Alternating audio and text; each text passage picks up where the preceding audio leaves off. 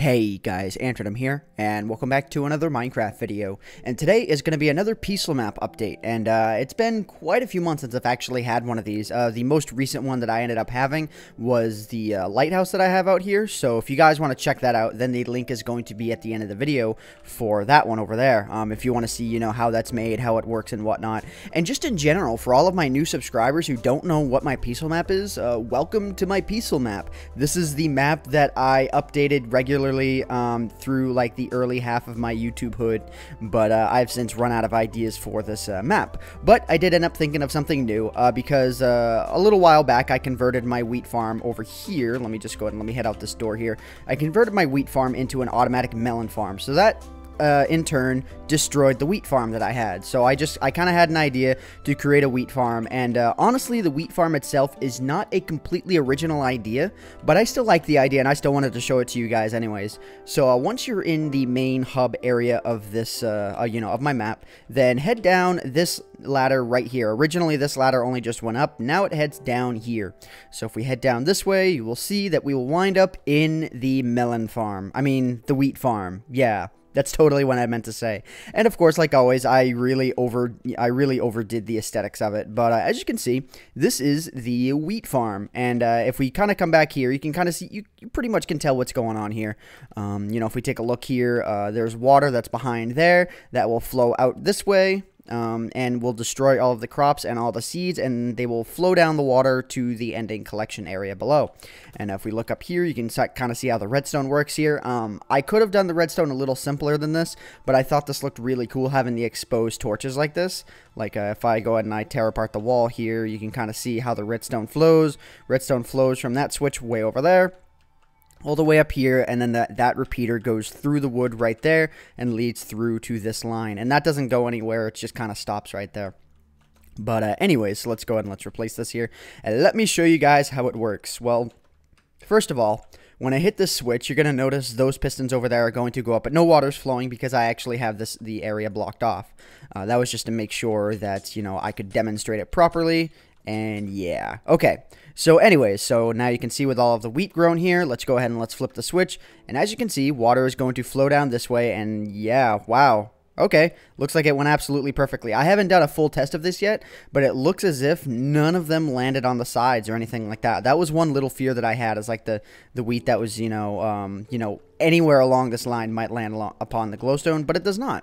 And all you have to do is wait for it to reach the end here, and I could make another little collection thing that would make, you know, them all flow to one, you know, defined area, but honestly, it just didn't feel worth it. And then I'm going to go ahead and I'm going to hit the switch, and it's going to close all of those pistons sequentially. Oh, okay, it does look like a few of them landed upon the edge, but honestly, it's not too bad. I mean, to have 2 seeds and 1 piece of wheat, you know, land upon the edge over how many pieces of wheat and seeds? Like 2.5 stacks of each, even more than that as far as seeds go. Yeah, not too bad at all.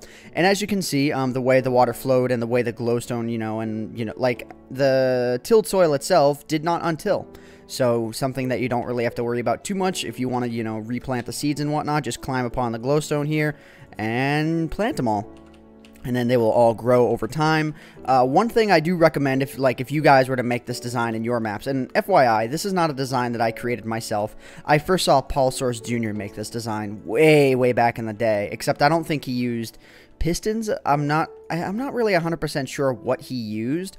I think he used like some sort of water trap system thing, and you had to like replace blocks, you know, because back in the day when you would when a redstone signal touched a block of water that was stopped, and if you guys know what I mean, then you'll know what I mean, but if a redstone signal would touch, you know, a bit of water like that, the water would update and would flow, and then you would just have to manually place the blocks. But ever since the advent of pistons, we haven't had to worry about that problem. So yeah, let's just go ahead and let's get all these planted here. No biggie, no biggie. I really need to create some chests down here. That's probably something I'm gonna do before I upload this map for you guys to see for yourself. But yeah, I mean, that's pretty much it in a nutshell. As you can see, the water that is tilling the soil is underneath the glowstone here. So, you know, if you want it, that's a good way to hide it all, so you don't, you know, so you can keep it as aesthetically pleasing as possible.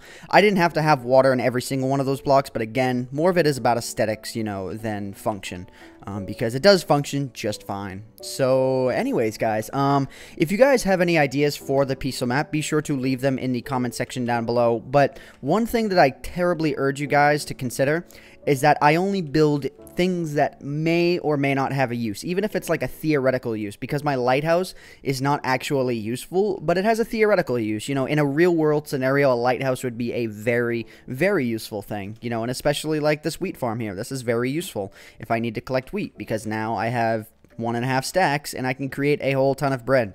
So yeah, just something to consider. I kind of want to get back into making stuff for this map again, but I really just need like a firm list of things to actually build.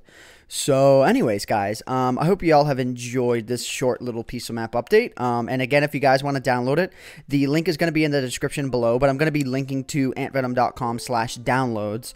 And from there, just click the latest, you know, update and you can download it. And if you want to download any other iteration of the Piston map, they are all there. Every single version I have ever released to the public is there for download. So, yeah, anyways, guys, I hope you all have enjoyed this video. Oh, and before I go, I actually do want to address one very quick thing. I know a lot of you are probably going to ask what texture pack I am using, and this is not something I've really answered in a video, or I probably have once, and I'm sure I'm going to have to time and time again, but this is the Faithful 32X texture pack with a couple of mixtures.